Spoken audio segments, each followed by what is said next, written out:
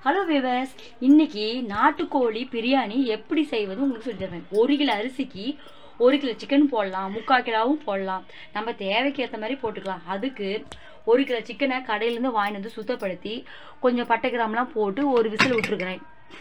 ஒரு விசில் விட்டதுக்கப்புறம் நாம் இதுக்கு தேவையான பிரியாணிக்கு தேவையான பட்டை கிராமை பார்ப்போம். நாம் பட்டை கிராம நம்ம ரெடி பண்ணி வைக்கிறதுக்கு என்ன தேவைன்னா 5 அன்னாச்சி பூவு, 2 பட்டை, இவ்வளோ தேவைக்கு லவங்கம், 4 ஏலக்காய், அதுக்கப்புறம் சீரகம் ஒரு 1/2 ஸ்பூன் நம்ம போடலாம், சோம்பு 1/2 ஸ்பூனு, மிளகு காரத்துக்கு ஏற்ற மாதிரி போட்டுக்கலாம். இது எல்லாத்தையும் பவுட்ரு பண்ணி நம்ம ரெடி பண்ணி வச்சுருக்கிறோம். தாளிக்கிறதுக்கு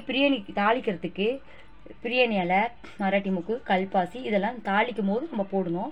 அதுக்கப்புறம் இஞ்சி பூண்டு பேஸ்ட்டு தேவைக்கு அளவுக்கு ஒரு 5 பல்லு பெரிய பல்லில் நான் வந்து பூண்டு எடுத்து வச்சுருக்கிறேன். இஞ்சி வந்து ஓரளவுக்கு இந்த டேபிள் ஸ்பூன் சைஸுக்கு நம்ம இஞ்சி எடுத்து வச்சுருக்கோம். அந்த இஞ்சியோடு சேர்த்து அந்த பூண்டையும் பேஸ்ட் மாதிரி ரெடி பண்ணி வச்சுக்கணும். அதுக்கப்புறம் கருவேப்பிலை, கொத்தமல்லி தழை, புதினா தழை இது எல்லாத்தையும் சுத்தப்படுத்தி பேஸ்ட் மாதிரி ரெடி பண்ணி வச்சுக்கணும்.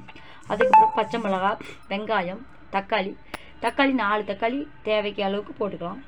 எலுமிச்சம்பழம் ஜூஸ் நம்ம புழிஞ்சு எடுத்து வச்சுக்கணும். அதுக்கப்புறம் உப்பு தேவையான அளவுக்கு போட்டுக்கணும். இதெல்லாம் எப்படி தாளித்து எப்படி ஒரு பிரியாணி பண்ணணுங்கிறத உங்களுக்கு நான் சொல்லி தர போகிறேன். நாங்கள் வீட்டுக்குள்ளே போகலாம்.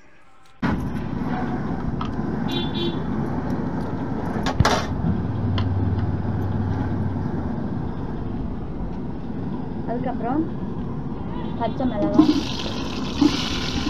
வெங்காயம், இஞ்சி பூண்டு,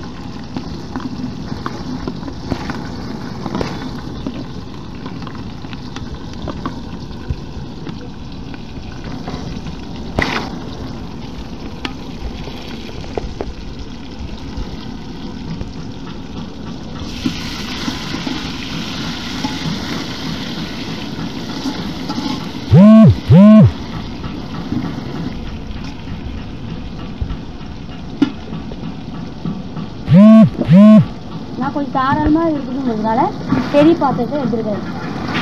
இது 3 கிலோ ஆகிற அளவுக்கு இருக்கும் அந்த பாத்திரம். இருந்தாலும் 1 கிலோவுக்கு நாங்கள் கொஞ்சம் தாராளமாக செய்யலாமே அப்படின்ட்டு நல்லா பொன்னிறமாக வரும்.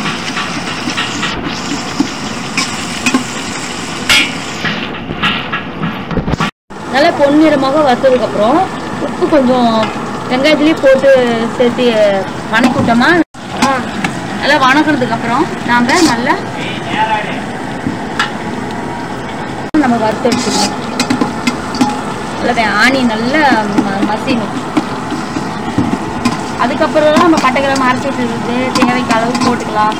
இஞ்சி பூண்டு பேஸ்ட்டு போட்டுக்கலாம் நம்ம தேவைக்கு. கருவேப்பிலையே நம்ம இதுலேயே போடலைன்னா போட்டுட்டா நம்ம பிரியாணிலாம் அப்பப்போ எடுத்து போட்டுருவாங்க. அதனால் நம்ம பேஸ்ட்டுமே அரைச்சா அதில் இருக்கிற இது நமக்கு கிடைக்கும்.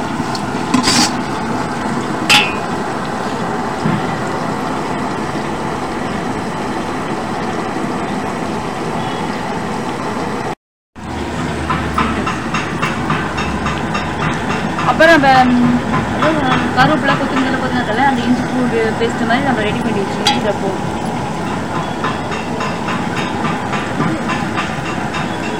நல்லா பொன்னிறமாக வரும்.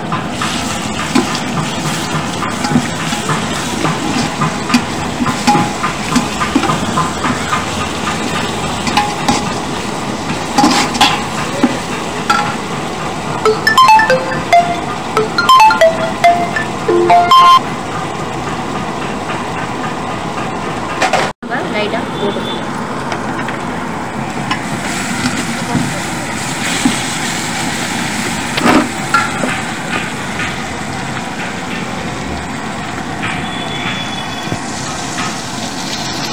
இஞ்சி பூண்டு பேஸ்ட்டு தேவைக்கு காரத்துக்கு ஏற்ற மாதிரி போட்டுக்கலாம்.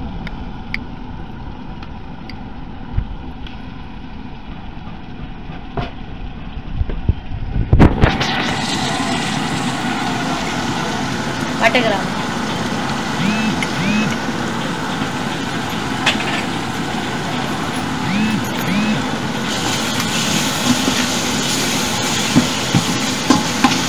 மஞ்சத்தூள் நம்ம அதிகமாக இதில் சேர்த்துக்க வேண்டியதில்லை. ஏன்னா நம்ம இந்த சிக்கன் வேக்காடு கொடுக்கும் போதே மஞ்சத்தூள் நம்ம போட்டு விசில் விட்டுருக்கோம். அதனால் இதுக்கு மஞ்சத்தூள் தேவையில்லை.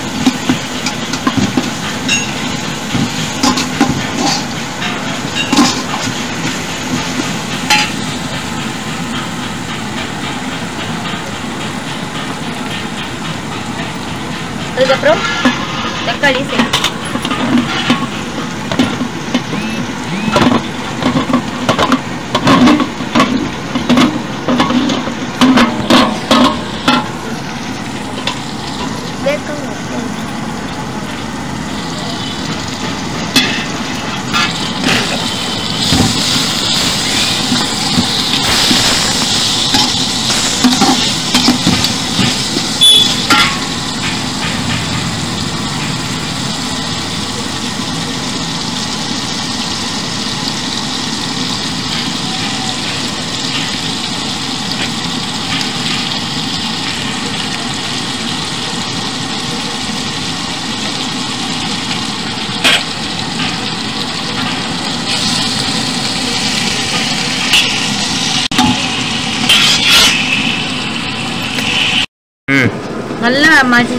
நல்லா மசிக்கணும். பிரியாணிக்கு நம்ம இந்த மசாலாலாம் நல்ல கலவையெல்லாம் நம்ம ஒன்று சேர்த்து நல்லா வேக்காடு கொடுத்துடலாம். அப்போ தான் பிரியாணிக்கும் மசாலா நல்லா இறங்கும்.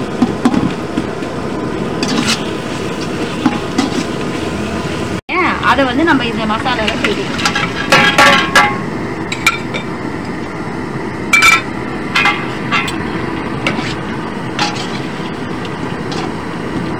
அதுக்கப்புறம் இது ஒரு 10 நிமிஷம் கொஞ்சம் மசாலாவில் இறங்குறதுக்கு கொஞ்சம்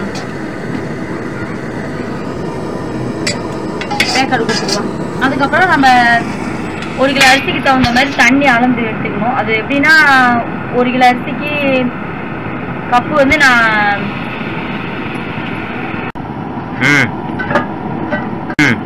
இதில் வந்துங்க நான் 1 கிலோவுக்கு 5 கிளாஸ் அரிசி இதில் எடுத்தேன். 5 கிலோவுக்கு நான் வந்து 10 கப்பு தண்ணி வச்சிருக்கிறேன். அரிசி ஊற வரைக்கும் ஊறிட்டு இருக்கு. இதில் 5 கப்பு அரிசி எடுத்தேன். 5 கப்பு அரிசிக்கு 10 கப்பு தண்ணி. அந்த தண்ணியும் எலுமிச்சை பழம் சாறு இதுலேயும் புழிஞ்சு விட்டுக்கலாம். பாருங்க, நான் தண்ணியும் அந்த அரிசியும் நான் எடுத்து வச்சுக்கிறேன். இப்போ வந்து கொதி வரும்போது இது நான் சேர்த்துக்க போகிறேன். தண்ணி நம்ம தேவைக்கு அளந்து நம்ம 10 கிளாஸ் தண்ணி. புதினா தள்ளியும் கொதுந்தலையும் நம்ம போடணும். அதுக்கப்புறம் கொஞ்சம் தண்ணியெல்லாம் அளந்து வச்சதை நம்ம இதில் ஊற்றி கொதிக்க வச்சதுக்கப்புறம் நம்ம அரிசி போடணும். தண்ணியெல்லாம் அளந்து வச்சுட்டுங்க. இப்போ கொதி வர வரைக்கும் கொஞ்சம் வெயிட் பண்ணுவோம். மூடி வச்சிடலாம். கொதிச்சாலின்னு நம்ம பார்க்கலாம். கொதி வந்துட்டு இருக்குங்க. கொதி வந்ததுக்கு அப்புறம் நம்ம வீட்டில் அரைச்ச தனியாத்தூள் நம்ம போட்டுக்கலாம். காரம் கம்மியாக இருந்துச்சுன்னா முன்னாடியே போட்டிருந்தா அடி பிடிக்குங்கிறதுனால நான் வந்து கொதி வந்ததுக்கு அப்புறம் போடுறேன்.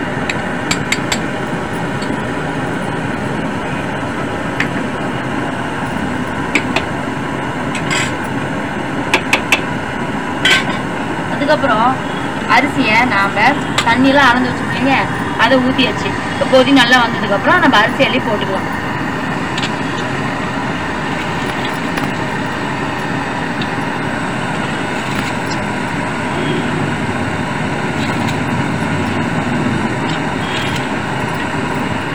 அப்புறம் நல்லா கலரி விடும்.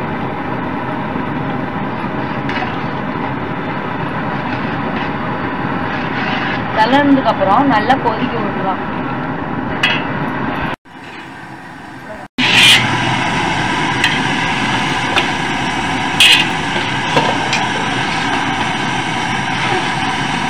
நல்லா கலரி விடுங்க. அடியில் பிடிக்காம இருக்கிறதுக்கு நல்லா கலரி விடுங்க.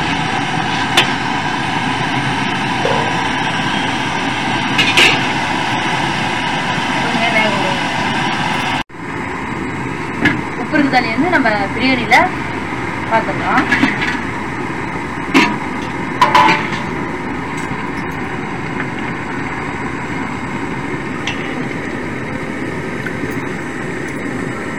உப்பு கம்மியாக இருக்குது. எவ்வளோ தேவையோ அவ்வளோ கொஞ்சம் உப்பு கம்மியாக இருக்கிறதுனால நான் கொஞ்சம் போட்டேன்.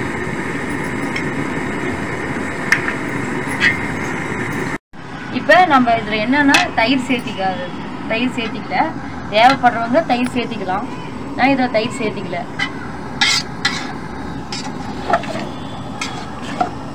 நம்ம நல்லா அடி பிடிக்காத அளவுக்கு நல்லா கலரி விட்டுட்டு தம் போடலாம். சுத்தப்படுத்தி அதை நம்ம மூடி வச்சுக்கலாம். ஒரு 10 நிமிஷம் தம் போட்டு அதுக்கப்புறம் நம்ம எடுத்து பார்க்கலாம். அவ்வளோதான்பா, இவ்வளோதான் பிரியாணி. செஞ்சு பாருங்க வீட்டில்.